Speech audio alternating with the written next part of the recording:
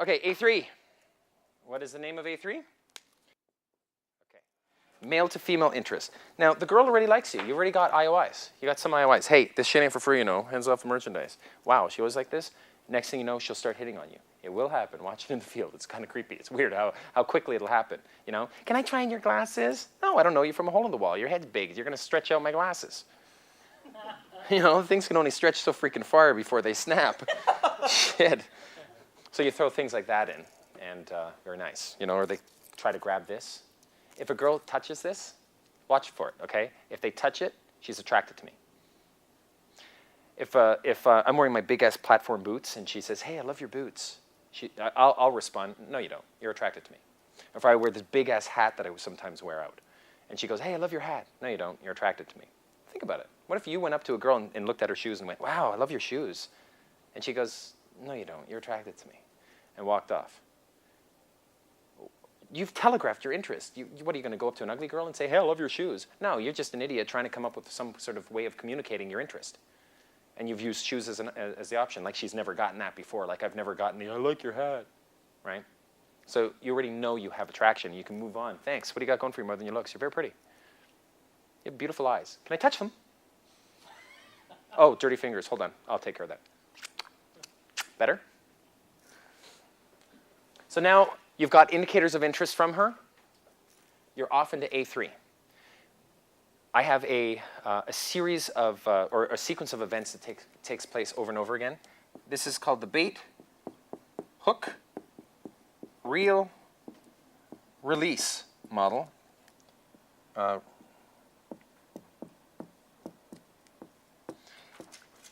How do you know you're off into A3? When you try it and it works. If you try it and it doesn't work, then you're still in A2. You gave it a go, it didn't work. You're not going backwards, it's just you couldn't go forwards. You couldn't do A3 material, so you're still in A2. In which case, you're still going to neg her, and you're still going to do another another demonstration routine. DHV, demonstration of higher value. Another story you're going to throw in. And then you're going to finally move back into A3 when you have a chance. The main point in A3 is to make her say something that you can give her IOIs for. You're going to encourage her to demonstrate a higher value to you so you can then indicate your interest to her, okay? It's literally the mirror opposite of A2. In A2, I'm demonstrating a higher value and she's IOIing me for him. In A3, she's demonstrating a higher value and I'm IOIing her for them, okay? Bait. We're going to bait her. An example of that would be, what nationality are you?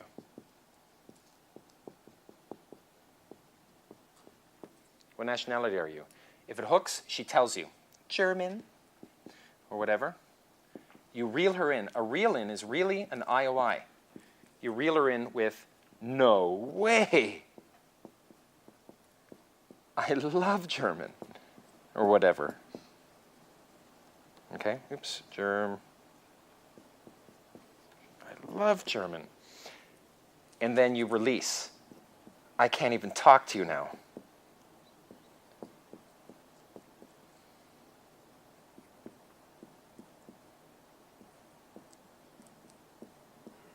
I'm writing text style. Bait, hook, reel, release, over and over again. What nationality are you? German. No way. Seriously, you're German? Oh my God. Okay, I had this girl in high school I had a crush on. She was German, and I can't even talk to you now. Back turn.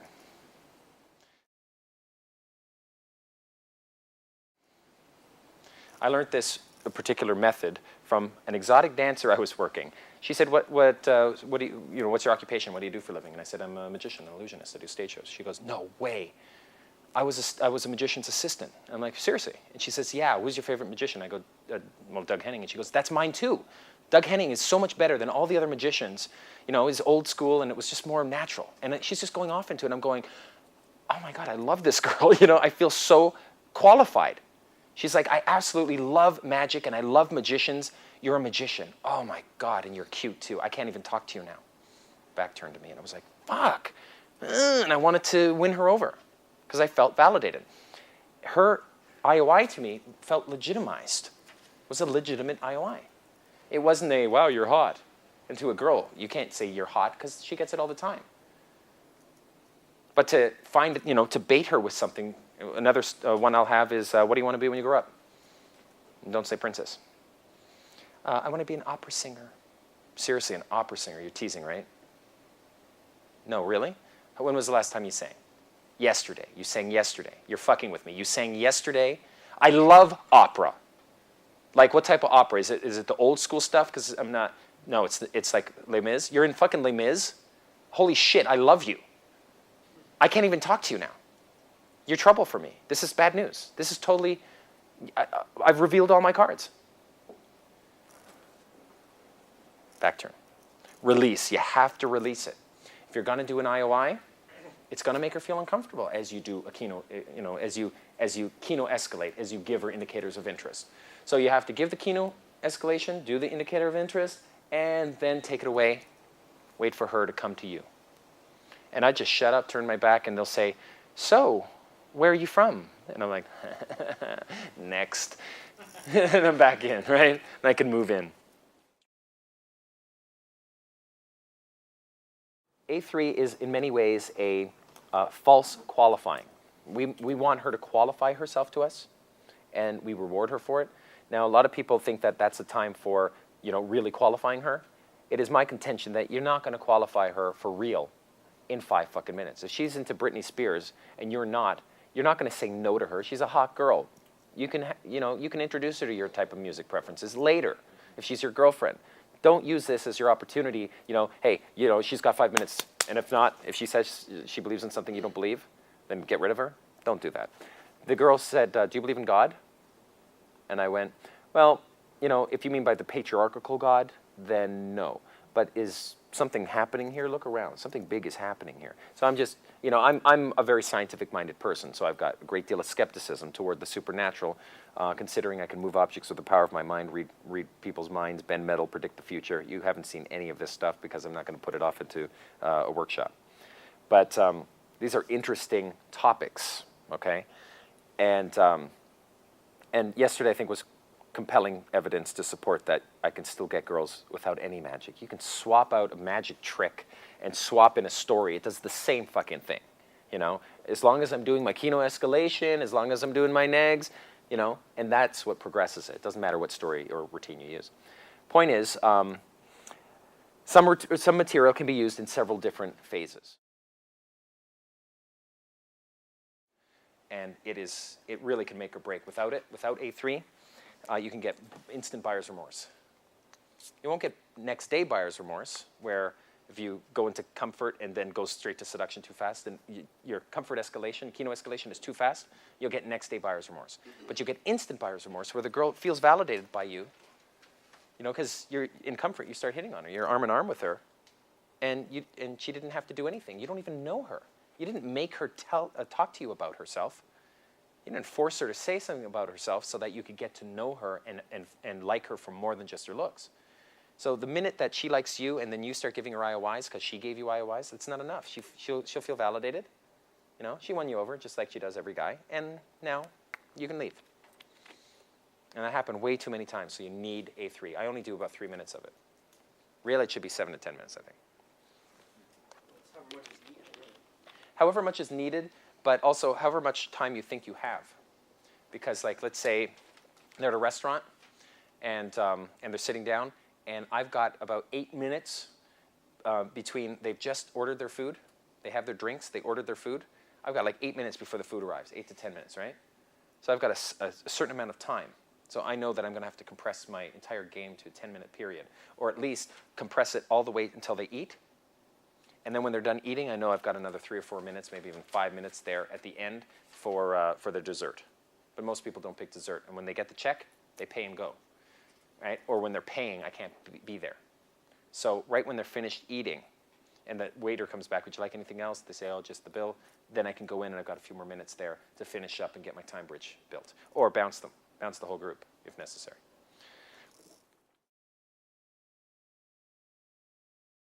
Before I go off into A3, I forgot to mention, there is an all-important question that I have to ask, which goes, so, How do you all know each other? I have to ask this. H. How do you all know each other? So, how do you all know each other? I have to ask it. Every single set that you're ever going to approach, if you get as far as A3, which shouldn't be too much of a problem, it's 5 minutes in, 3 to 5 minutes in, you're going to be saying, so how do you all know each other? You know, you have to ask it because you don't know who the boyfriend, who the brother is. It's a necessary element in this game. You have to throw that in. Now, what happens if you go into a 2 set and you say, so how do you all know each other? And the guy says, oh, this is my wife. I'm not going to quit there. I'll go one step further. How long have you been married? And I'll say that to her. Or if the guy says, you know, this is my girlfriend, I'll turn to her and say, how long have you been married? I'm not married. I thought this is your... No, I don't know him at all. Oh, you're not a boyfriend. You're just trying to get in. Good for you, man. It's good. I've just blown him out by doing that. Now I can work the girl. For him lying to me, I'm going to steal his girl. Nothing personal. That's fair, isn't it? You're lying to me. I think you take a girl out in the public. Exactly. Don't take... Exactly. Exactly. Don't take your girl out to a public gathering where she can be hit on mercilessly, unless you're going to hold her hand and put your arm around her and make sure that she's yours. You know, show everybody that she's yours. Make sure that she shows it too to you. If you don't have that type of relationship with her, do not take her out into a public gathering. All right? So bait, hook, reel, release. Bait, hook, reel, release. I'll do this several times. The idea is to encourage her to say something to me. I've got routines, entire routines. I'm going to teach it tomorrow. One is called the music game, where I say a song that I like and make her reply. We go back and forth, and every time she replies, I get to either give her an indicator of interest or an indicator of disinterest. And it escalates until, oh my God, you listen to this? I mean, you and I are so fucking similar. It's ridiculous. I can't even talk to you now.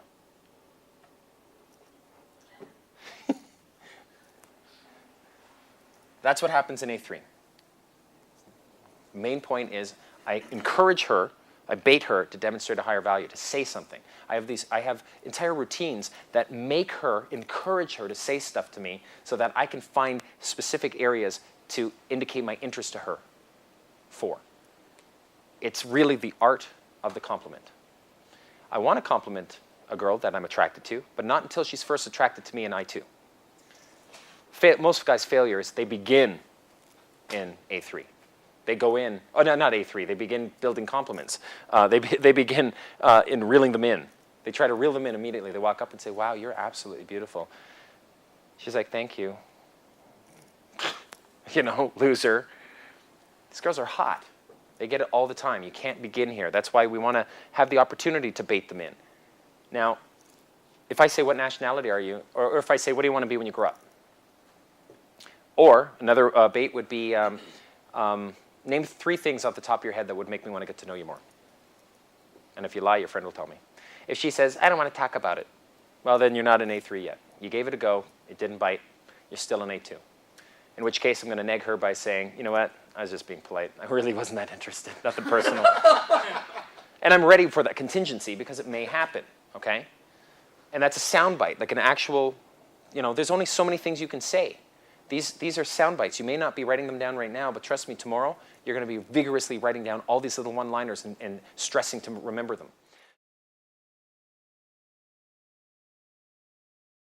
Moving your target or the whole group happens sometime in A3, okay? Anytime in A3. The reason why it'll work anytime in A3 is because anytime after A2, she's already attracted to you and wants to redeem herself. Because you're basically putting her down, putting her down, putting her down, befriending everybody by putting her down, disarming everybody by putting her down, lowering her self-esteem and then saying, so how do you all know each other? That's the first waypoint. And then at some point you're going to say, and this is another sound bite, I've been alienating your kind of creepy friend here. Is it okay if I talk to her for a couple minutes? Here, grab this. I'm going to show you something really cool if you're a good girl. Come with me. We'll be over here. Just come join us if you want to. We'll keep a seat waiting for you guys. By saying that, it makes them feel more comfortable. Oh, they can join at any time. Yeah, come join us in a bit. Now you take the girl and you do a handhold. I'm doing a Keno test. Every single time I make a move on her, I'm testing, I'm calibrating to see whether she's going to accept the move or not. If she doesn't accept the move, I'll throw the hand off. That's it. Keep moving. That's keno-escalation. It's very continuously calibrated. Every move that I make, if I hear, give me your hand, I want to find out where I'm at. Is she holding my hand tight? I'm going to let go. As I let go, does her hand pull away quick? Or does she keep it there and are we finger holding? And I'm leading her now through the crowd, holding her hand, and it's on. If it feels good, if we're holding like this and like this, I'll open my hand again. Does it stay? Good. And then we'll do one of these things. And now I'm holding the hand like this, walking, and isolate. As I sit down, I know that I've got her. She's interested. Now I'll sit down, and when I sit down, I'll sit 2 feet from her, make it less comfortable for her, and wait, because I know that she's going to reinitiate the chat. Before I even bother showing her, telling her what I was going to show her, I'll just sit there, and she'll and make her work, basically, make her initiate reinitiate the conversation. Whenever I put a pregnant pause in, for the girl it's an awkward pause. For me, it's a specifically placed pregnant pause. If she reinitiates the chat with me, that's an indicator of interest, and I feel like I'm in control then. Grab a seat with her, she's over here, and I'll just sit and wait. So she'll say, so, where are you from? And I'll tell you all about that in a sec. Before I show you what I'm going to show you, I'm just curious about you. I mean, I got to know your friends, and they're all cool. First impression of you kind of sucked. Now that I get to know you, there's something, I'm curious about you. There's something neat about you.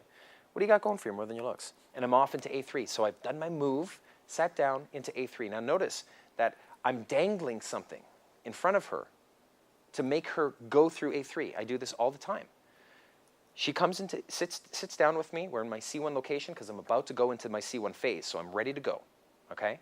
I do my A3 stuff, but I need to pull her through A3, bait, hook, reel, release. I'm structuring hoops for her to jump through in A3. I'm baiting her to take the time to demonstrate a higher value to me. Sometimes they won't jump through, so I have to put the dangling carrot in front, put a little piece of wiener hanging here so that the cat will jump through the hoop, off into C1. So I will say, I'm going to show you something really cool. But before I do, what do you got going for you more than your looks? That's an actual soundbite that I use all the time. I'm going to show you something really cool. But before I do, what do you got going for you more than your looks? And that's right near the beginning of my A3, after I've done a move or an isolation. Now I'm off. Now I've done that several times. I'm off into C1. Okay. Now it looks like she's gaming me. Now, you and I don't feel the difference. It looks a little different, but we don't really feel the difference. For a woman, though, any other woman in this room will feel more attraction for me if a girl is gaming me than if I'm gaming a girl. Now, why is that? It's because women are going to be attracted to a male who is attractive to other females. That's how that works. It's the boy band principle, right? Think of Backstreet Boys. The very first time that they did a video, they had a bunch of girls chasing them in that video. Well, how is that possible? It's their first fucking video. It's the boy band principle, and it works. Another really good attraction mechanism is pre-selection. So it's the old experiment where they have this male grouse, and the females aren't mating with it that much. Then they take a stuffed female and put it next to the male, and suddenly he gets laid more. All the other females are coming around. Why? Because he's been pre-selected by another female. It's sort of lazy. They don't really evaluate the guy for themselves, but other girls are into him, so he has value. Okay? If you go out by yourself, you can open sets and you can run sets if you're good. If you go out with a female pivot, sets will blow open. Sets of girls will blow open when you go in with your pivot, and it's a lot easier to open the set. If you go out with 2 female pivots, they will come and open you. You'll be sitting there. Proximity themselves. Yeah, definitely. And then the bold ones will come in. They will come in and introduce themselves and try to get in on your set when you got your 2 girls. It's not logical, and it's definitely not what you would hear in the popular culture, but girls are far more attracted to guys who have other girls. And they may not even admit it. They may not even logically believe it, but we're talking about behavior which is mostly governed unconsciously anyway, and that's how people behave. It's anything that you can give her an IOI for. You're the leader of your group, aren't you? Yeah, I can tell. I like that about you. It's really attractive. This is a whole routine, this little piece here, okay? To say, when she's talking to you, you know what, you better go run along, make some money before you piss your boss off. oh, wait a sec, you're your own boss, right? Because they're freelance. So then by sitting here and talking to me, you're exercising your freedom to be your own boss. I like that. That's really powerful. That just bought you 3 more minutes for her to figure out that she's the boss. She should be making money. You know, she didn't come to chat, but it makes her feel good for shutting up and talking to you, for not working and talking to you instead, you know, which I really love. Nice little bit. And you're rewarding her. You're giving her an indicator of interest for something that she has demonstrated just by not saying a word. That's a nice, you know, A3 routine. Good for strippers, especially. Demonstrations of higher value. I think when you saw me, just talking to you guys, and I'm moving big like this, one girl walked by and was kind of eyeing me. It happened because I'm talking to a group of guys. She may also have seen me with girls. When I was in that set with all those girls around me, didn't I look cool? I'm not saying me, but anybody, any one of you who would have been put in that position where you can just keep them interested for that long, and hands on, hands off, you know, holding hands and all this stuff, you know, for one, I was having a blast, but two, it looks really cool. To add to it, all you guys were just quietly, a bunch of guys were quietly all surrounded in the back, right? That was a huge set for me. And I'm just leaned back, taking it all. All it takes is for any of those other women in that room to see I'm that guy. I'm not the observing, I'm the observed. You're either one of these two people. 300 people come into a room, they're going to hang out all day long waiting for someone else to do something. Are they going to sit back and watch, or are they going to be one of those points of interest that unfold in that club? You know, 2 hot girls come in, that's a point of interest alone, just for them being hot and dolled up. 2 girls making out, that's an interesting thing, right? This guy having body shots over there with a girl, this girl and guy over here is making out. Photos are taking place over here. Hey, can you take my picture? Right? Never grab the girl's camera and take a picture of them. It lowers your value. You become one of those losers that they just tool. You have to do, you know, they say, can you take a picture? I'm like, no, please. I'd rather be an asshole about it. They can go, you're an asshole. I am, but I'm fun. Go get yourself a lackey. I'm just not going to, you know, pull that off, because otherwise I'm taking pictures of them. They're like, thanks. Where am I going to go with that? Oh, by the way, did you? It's chunky. It's false. What else do we have here? Okay, DHVs. So leading the men, leading the women. How do you lead the men and the women? Stories. The stories can be non sequitur. They could be just information. How many 9s between 1 and 100? It's one example of a routine you can throw in. Some routines have to be asexual. There has to be no sexuality in it, because you'll be telling these stories to guys.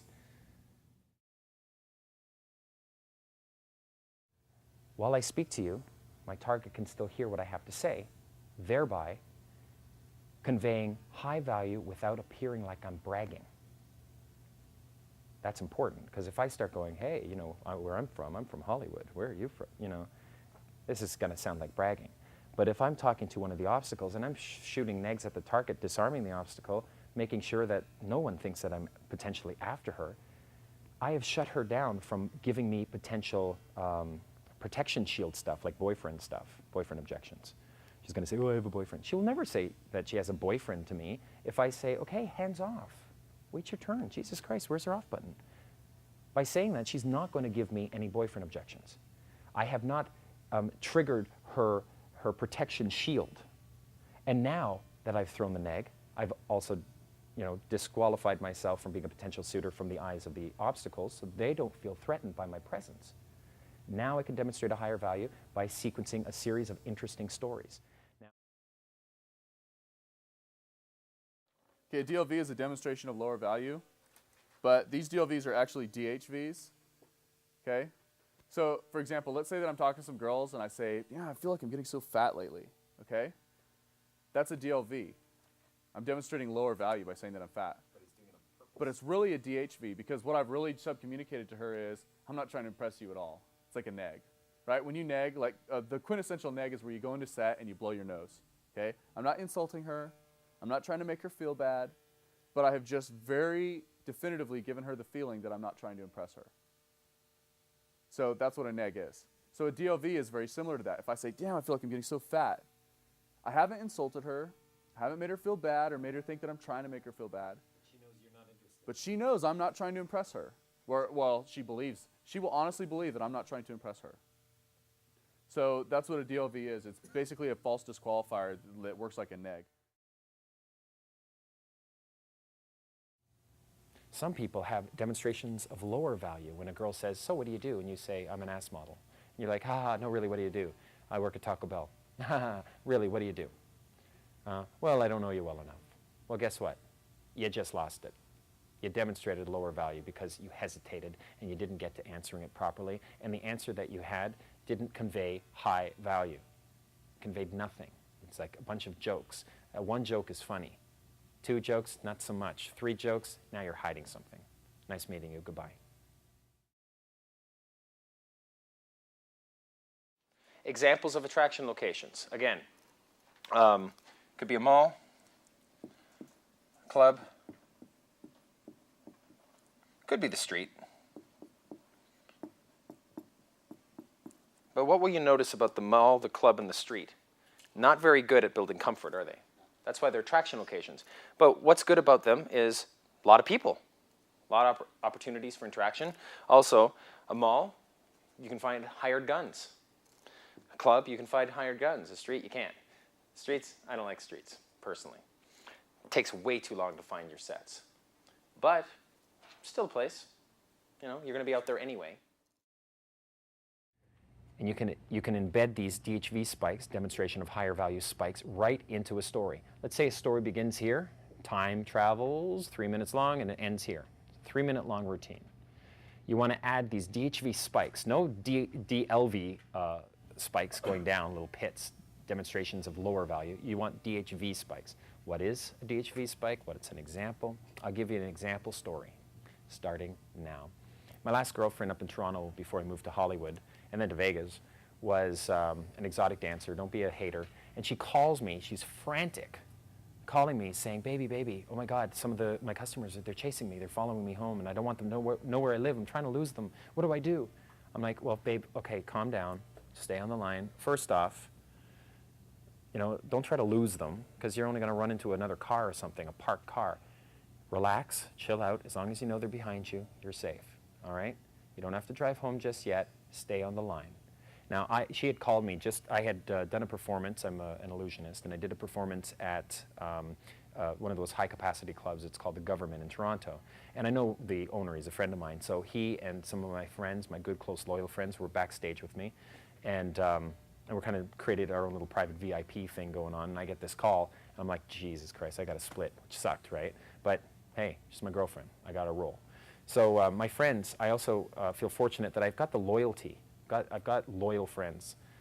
And the loyalty is such that if I say, guys, we got to roll, they don't fucking question it. We just roll. And in return, if they said that to me, I'd roll. You know, we don't question it because, you know, they've done a lot of good for me. I've done a lot of good for them. We trust each other, you know.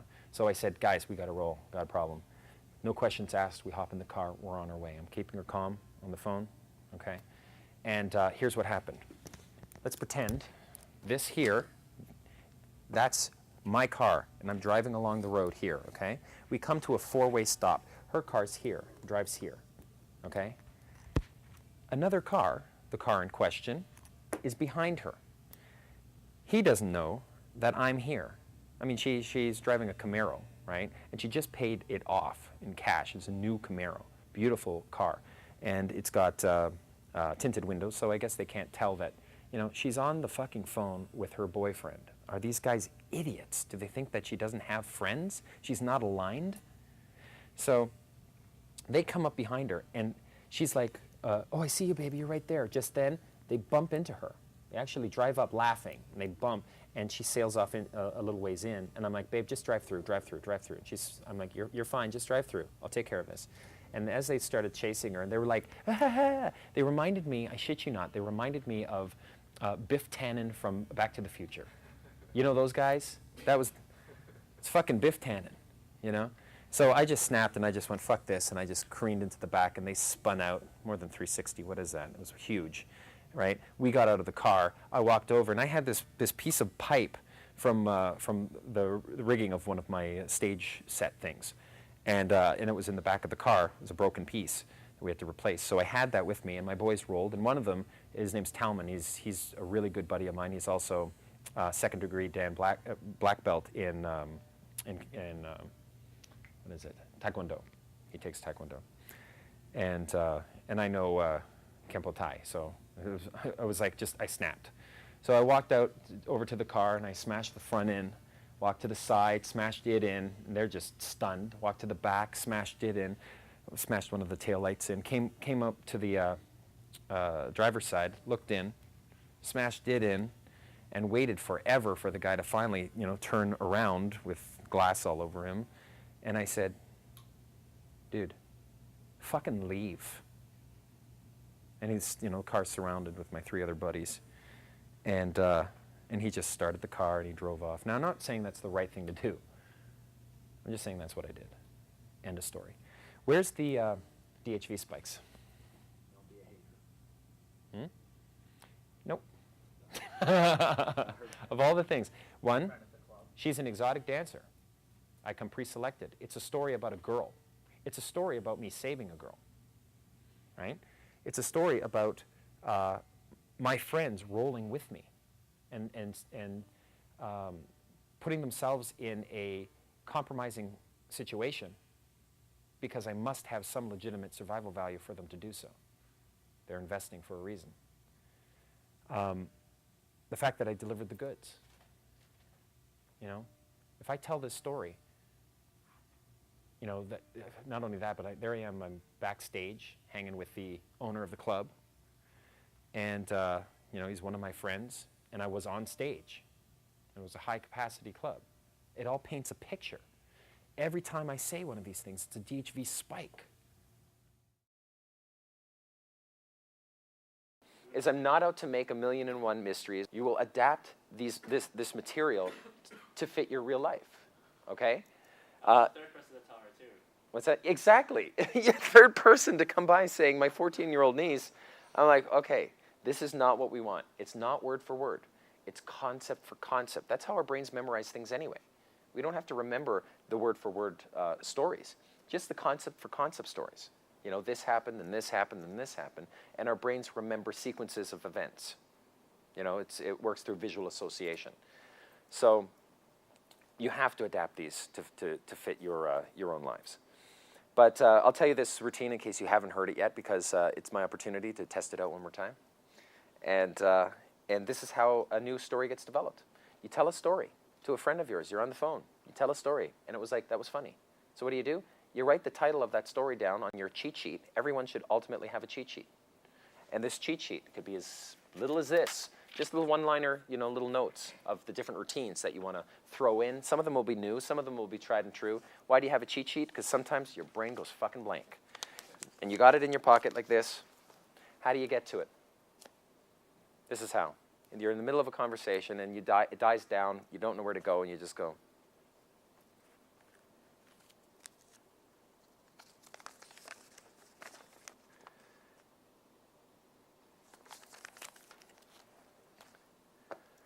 That reminds me. And you continue. It's a joke, but you get to it. Another way you can do it is text it to yourself on your cell phone. Very convenient way, because you can be in the middle of a conversation and you take your cell phone out and you open it up, and you continue talking, finish up your story. Now you've got your next one queued up. Also, it's great, especially when you're trying new material out. Maybe you've read it online, you want to throw it in, or a story that you've told a friend before. Now you can get good at it. So here's the story that I used. My niece just turned 14 years old, and she's the New Year's baby. She was born on January 1st for like 7 in the morning up in Toronto. And she called me up after her birthday. I just got this call a little bit back, and she says to me that she was with a boy. And I went, you were with a boy? What do you mean you were with a boy? And she goes, well, I'm like, no, I don't know. What do you mean? You had sex with a boy? You just turned 14 years old. And she goes, no, I didn't have sex, but I was with a boy. And I said, what, like second base? And she goes, well, what's second base? Right? I'm like, that's a good point. I don't know. What is second base? What What is that? She goes, well, I don't know what second base is, but I think the answer is yes. I went, oh, that's the last thing I want to hear. You're my niece. I love you. Happy birthday. Did you have fun? Did you have fun on your birthday? And she goes, oh, my God, yes. And I was like, I don't want to hear that. She's boy hungry. I mean, my entire family, my sister, like we all have a high sex drive. I'm not going to apologize for it. My sister was notorious for having a high sex drive. She has 2 children. And already the kids have a high sex drive, you know. They're boy crazy. It's ridiculous, you know. I mean, ultimately, the reason why I don't apologize for it is because, like, you know, when I get married and I have children, my wife is going to want my children, when they grow up, to be beautiful children with high sex drives so they can give us lots of grandchildren. That's my story. Thank you. Isn't it sweet? It's fun? It's a nice little lighthearted throw-in at the beginning. Lots of good stuff, communication to it. Yep. High sex drive. Yep, I threw in the high sex drive piece. Also that I don't want to hear that my niece is, I don't want to hear. I'm being enthusiastic about it. And I'm not talking about the present tense. We're not. Her imagination is not going to, hey, nice shoes, where are you from? A nice place you have here, can I buy you a beer? None of it is here. I'm bringing her to what happened. I'm on the phone, my niece, you know, how my sister has a high sex drive. I mean, it just goes off. And I'm able to convey my personality, and within that story, see, a piece of material is like a vehicle which rides to the, to the target, and I get to embed within that material specific key characteristics that get conveyed to her. Now, you know, in order to get a woman interested in you, you have to be interesting. So a comedian, you know, the way he'll be funny is he'll tell one joke, and you'll say, wow, that's funny. But if he strings 10 in a row, you'll say he's funny. It's no longer the material that gets the acclaim, but it's the man himself who gets the acclaim. So similarly, again, if you want to get a woman interested in you, you have to be interesting. So if you say one interesting fact, has nothing to do with sexuality, nothing to do with attraction, nothing to do with seduction, nothing to do with the pickup. It's just a non sequitur interesting fact. If you say one interesting fact, for instance, you could say, you know, how many 9s exist between 1 and 100? How many? What do you think? How many 9s exist between 1 and 100? 1 and 100. Yeah, I'll give you a hint. More than 1, more than 3. 10. 10? Is that your answer? Nope. Do you know it? 9. This isn't multiple choice, you know. Oh my God. I know it's mathematics. It's quite difficult, you know, but it's called counting. It's the basic of it. 13, 14, multiple choice again. It's actually 20. Where is it? 9, 19, 29, 39, 49, 59, 69, 79, 89, 90, 91, 92, 93, 94, 95, 96, 97, 98, and 99 is 2 of them. That's like 20% right there. 1 in 5 is the number 9. Isn't that weird? Okay, it's a little bullshit baffles brains at the end, really screws with people, and if you fell for that, well then, you fall for a lot. It's a nice little test for me. Nonetheless, when I say this, little how many 9s between 1 and 100 in a set, it makes me interesting. Non-threatening. I'm not after her. I'm not trying to hit on the girl. I'm not making any reference to her beauty. I'm not trying to, brag. It's just interesting. You say one interesting thing, they'll say, wow, that's interesting. But you say 10 in a row, and she'll say, you're interesting. And it's no longer the material that gets the acclaim, but the man himself. It's a nice way of getting a woman interested in you enough to want to get to know you. She'll start asking you questions like, what's your name? Now we're on our way. Do not take a sandwich to a banquet. This guy is not thinking straight, you know. It's like taking a girl to the scene of the crime. If you pick a girl up at a club, do not take her to another club on a day 2 unless you're just pivoting her, okay? A pivot is, a pawn is a girl that you use that night to build some social proof, and you can pawn her off, okay, hands off, in order to get a hotter girl. But a pivot is where you meet a girl one night, and she assists you in attracting other women the next night. So if, like, we met girls yesterday, got numbers, and invited them out tonight, they would be pivots. See, the problem with pivot is you're not going to generally lay your pivot. because bringing them out to public scene again and having her watch you interact with people is counterproductive to getting her. But it really rips open sets, so that's something that you're going to want to work on. Basic group theory is you approach a 3 set. Advanced group theory is you approach a set and you merge forwards and backwards. You should be doing that by day 3. It's normal. Okay? It's not like, well, we're going to start at basic. Yes, start at basic, start to open sets, but as soon as a set opens, don't just get good at opening sets. Get good at opening sets and merging. Once you get a lock in, you can start moving. You can move once. Let me introduce you to some friends of mine. Get them forward merging. Get them backwards merging. Introduce them to other people. All right? Introduce them to the friends you came with, you know, and talk them up. It's a part of the game. That's a part of your structure, okay? Write it down into a part of your structure. Where are you going to do that? In C1. I could be like 8 minutes in. We're getting along great. Let me introduce you to some good friends of mine. Come on, here, come join me. That's all you get for now. Come on. And you can walk around the room looking for your friends. You got a girl in your arm, social proofing the whole room. And then at the end of that, you can say, I can't find him. Why? Because you came alone. But she doesn't know that. So you went for a little walk to look for your friends. Your friends are in here somewhere. I can't find them. You know, I'll call them. No worries.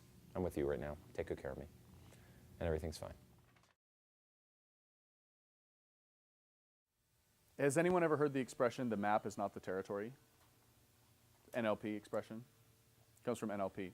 Basically, the idea is that everyone operates based on their own map of reality. So as I'm interacting with you right now, I have visual data coming in through my eyes, audio data into my ears, etc.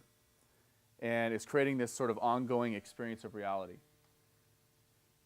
And not only that, but my map is also composed of my belief system, my memories, you know, my experiences that I've had in the past.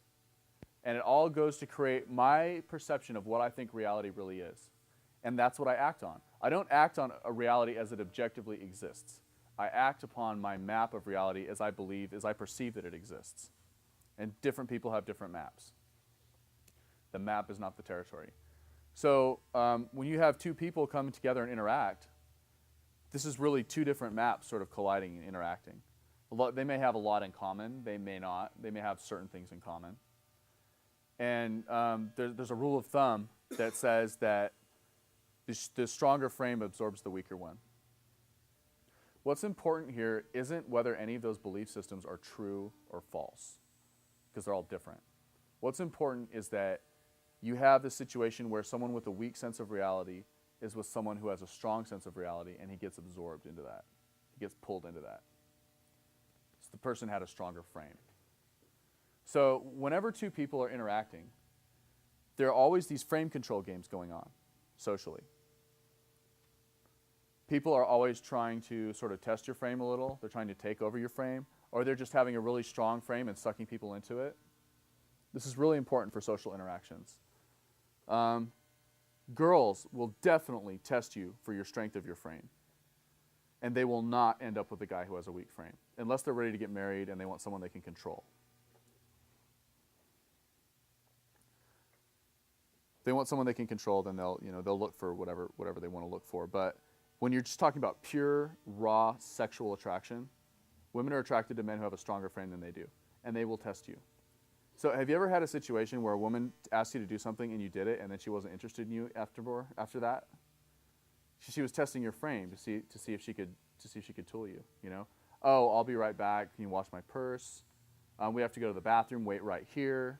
I'm thirsty. Can you buy me a drink? It's not, and a lot of times the guy gets suckered into it because he's trying to be nice. He's like, oh, well, you know, she's thirsty. I'll buy her a drink, you know. I want to show her that I'm a nice guy, that I'll take care of her, that I'll be cool, that I'm, you know. Hey, wouldn't it be amazing if instead of getting her number, you can see her again? It's what we call a time bridge. That's the other type, or TB. It's the other type of jump. A time bridge is a phase, similar to getting a phone number, only let's say this is your timeline. I'm with her, I'm with her, I'm with her, all the way to sex, okay? Let's say I meet her, I'm with her, I'm with her, I'm with her, I'm with her, but guess what? I can't be with her anymore because she's, you know, it's late, she's got to go home. And she's not going to come home with you tonight, she's with her friends. Technical challenge. What I have to do is I have to bridge the river of time that's separating us so I can get back onto seeing her and continue on. Notice that this time bridge has two sides to it. I'm bridging time to see her again, and I can continue being with her. If you get a phone number, I'll call you sometime. That's a stairway to heaven. There's no other side to it. You're hoping that you'll be able to convince her on the phone to see you again. You do not want to do these type of things on the phone. All right? When you're with her, you solidify the other side of the time bridge. But numbers are nothing, you know? They really are nothing. They're wood. You have to actually see them again for it to be a proper time bridge. Otherwise, it's just a stairway to heaven. It's wishful thinking. It's a hope, you know? Don't get too hyped up on these things because you're going to get some flaking. Noticing in a place like Vegas, it's so transient that it's challenging to see them again. Truth is, I mean, you want to push for the bounce way more than a time bridge. Yeah. And in all these sets, I could have bounced. I really feel strongly that I could have bounced, you know? And all you have to, I mean, where do you bounce? You bounce to a lounge. You bounce to, hey, let's smoke a hookah back at the hotel, you know? You can say, I've got some, you know, what's your poison? I got some of the, you know, we'll pick some up and head back to the hotel. Let's go for a jacuzzi. Tons of different things that you can do here, you know? Just bouncing anywhere. I'm hungry. Come with me. We'll just go for 10 minutes. I'm going to grab a bite. We'll come back. You never have to come back.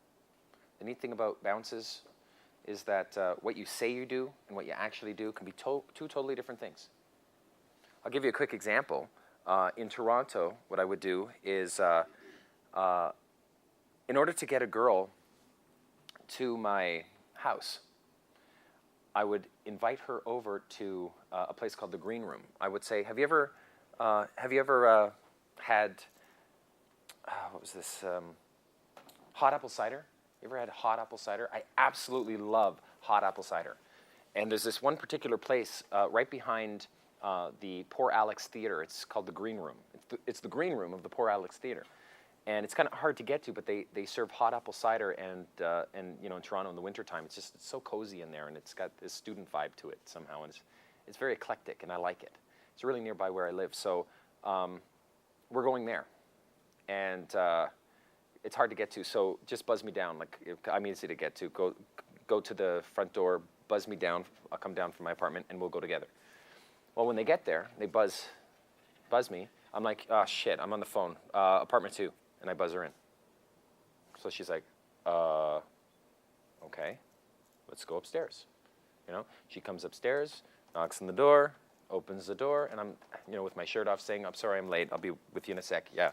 And I'm talking to a phone, on the phone with nobody. Yeah, hold on. Okay, talk to you later. Bye. Click.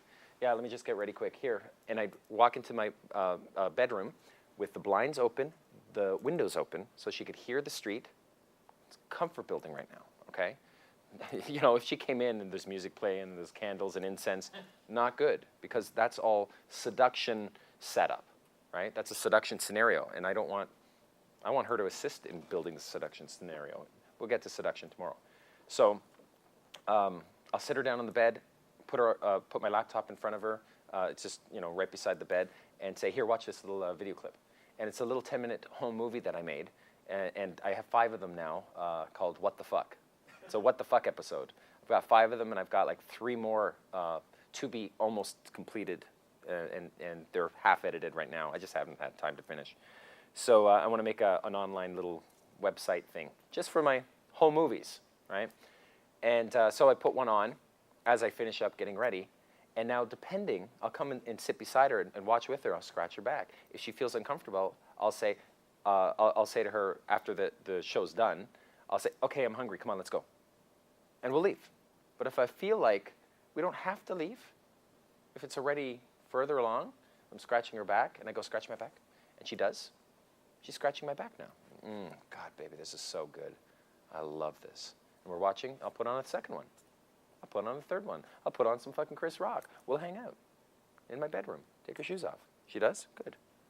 Otherwise, I'll be like, keep your shoes on. We're taking off soon.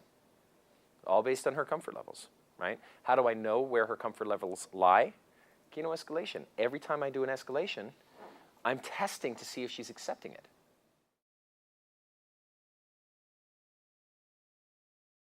Have you ever seen the Hollywood sign? Well, now that's what we're doing on Thursday. I'm heading up there with friends to see the Hollywood sign, and you're coming up with me. Now, I did do this before. I came up. I just want to bring my friends with me this time and show them. It takes like 40 minutes. You got to like climb over a fence and go up, and there will be a perimeter warning sign or a ranger automated response saying, "Turn back now. The ranger has been sighted." Like, I mean, it's crazy. But what are you going to do? You're 10 minutes from the fucking sign. You just walk 30 minutes up the hill. You know, you're going to turn back now? Please. It's not like I've got, you know, paint cans on me. I'm not going to turn it into Holly weird, you know, Holly mystery. So I went up there, and what's amazing up there is you get a glimpse of Hollywood all in one eyeful. And it makes you look at what you have to do here in Hollywood a whole new way. You know, if let's say you're an actress and you want to be famous, everyone that you respect in Hollywood, you can see everyone that you have to win over and seduce. Every studio, every movie that's going to be made with you in it happens here. And until you're up there and you rub that sign for good luck and you look down and you see what I have before me and the puzzle that I have to solve, until you see that, you won't get it. So I'm going up on Thursday and you're coming with me. Now that's a nice way of time bridging. The secret to Kino escalation is not making the move forward. It's in taking away a move. And that's something that you had to learn yesterday. You just made the next move, the next move, the next move. What ended up happening, but first off, like I congratulated the guy for going in. You know, while we were all, you know, sitting back watching him, he's in a fucking two-set, and he entertained them for close to 10 fucking minutes. You know? It was all maneuvering, though, and what should have happened for next time is you go in, you make your move, and you do your body takeaways and stuff. You can push them and go, "Oh, you're such a little shit." You basically played A3 game for way too long. You did 8 minutes of A2 game. You played A2 way too long. You were doing all the traction stuff. Neg, neg, neg, neg. Talk, talk, talk. Neg, neg, neg. Trying to Kino escalation. It always just got all mumbled. You know, jumbled. Mumbled and jumbled. What should have happened is you should have just piqued her interest enough and then leaned the fuck back and went, "So, who are you? What makes you special?" That's a bait, for an A3 bait. What makes you special? "Well, I'm this and that." And you're like, "No way. Really? I never knew that about you. Wow, that's incredible. Your first impression sucked. Now that I get to know you, you're incredible." So notice that all these little one-liners that I say, all these routines, they all fit somewhere in one of 9 phases. It's so different for us because our emotional circuitry is hardwired, you know, for health attributes, physicality. For a woman, her attraction circuitry is more honed towards social hierarchy. You know, for good reason, because a man could be fat, but could give her babies a much better chance of survival. The health indicators are not nearly as important as is his social status. So if a woman meets a guy who's already pre-selected by other women, she can save all the time necessary to get to know that person, to find out if he's the type of person who is worthy of her, right? Evolution has, we've actually, through natural selection, we have evolved, or women in particular, have evolved emotional circuitry, attraction circuitry, that will allow her to not have to spend so much time getting to know you if you have girls on your arms already. So simple. And in the mystery method, we're going to exploit that particular attraction switch.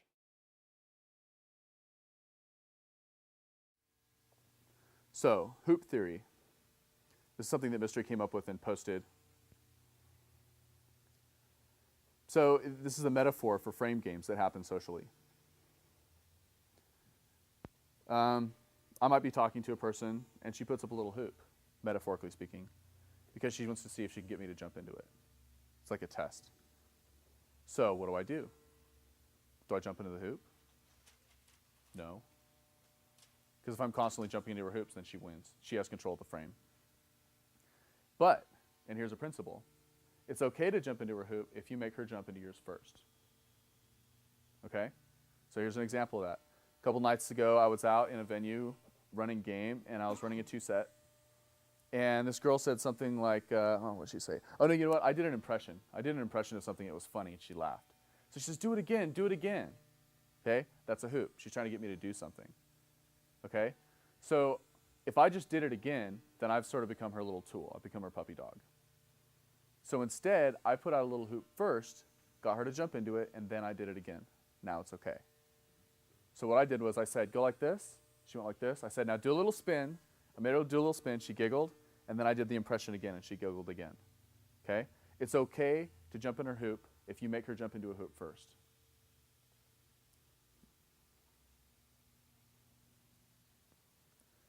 As a general rule, outside of that example, outside of that specific case, you do not want to be jumping around in other people's hoops.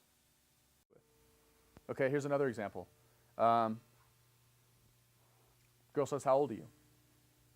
Now, I could say, well, I'm 30, which I am. Or I could say 28, which is what Mystery would say. And I've sort of jumped into her hoop. Now, it's not really a big hoop. It's not like I've just become her little tool and she's got a dog collar on me. She's, how old are you? Well, I'm 30. It's pretty socially reasonable just to answer the question, and you could if you wanted to. But since I'm a player, I'm going to say, guess. And now let's say she's not willing to guess. Let's say she's like, I don't know, whatever. Well, I'm not going to play that game. But if I say guess, and she says, 26. I say, no, actually, I'm 30. Okay? So I say, guess, that's a hoop. She jumps into it. Cool, she jumped into my hoop. Now I'll jump into hers. I'll say, okay, I'm 30. Or lie, I'm 28, or whatever. I would prefer 30, actually, because girls seem to find older men more attractive. The older I tell them that I am, the more they want to hang out with me, it seems like. It's kind of funny. So let's say that I asked her, how old are you? And she said, guess. Now she's sort of put it back on me, right? So now what I would say is I'd say, well, you want me to guess high or guess low? She says, guess low. And I say, okay, you're 23. She says, no, actually, I'm 25. Okay? I'm just giving you an example. This is an example of frame games going on back and forth. Okay? Now, if I say how old are you and she says guess, I might just say, okay, you're 25. Okay? But understand what I just did. I just jumped into her hoop without making her jump into one. So if she says guess, I'm going to say, well, you want me to guess high or guess low? She says guess low. 23. No, actually, I'm 25. Cool. Okay? That's an example of where I always made her jump into a hoop before I jumped into hers. Because when you asked her to guess and she said, I'm not going to do that, where do you go from there?